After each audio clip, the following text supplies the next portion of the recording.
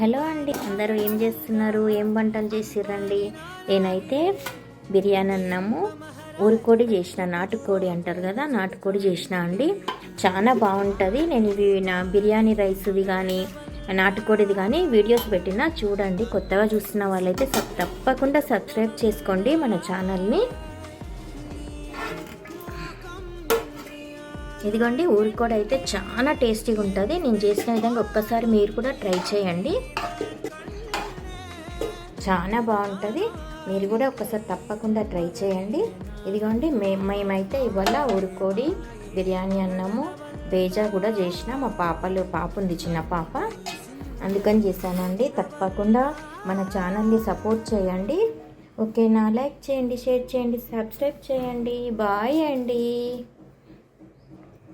Thank you.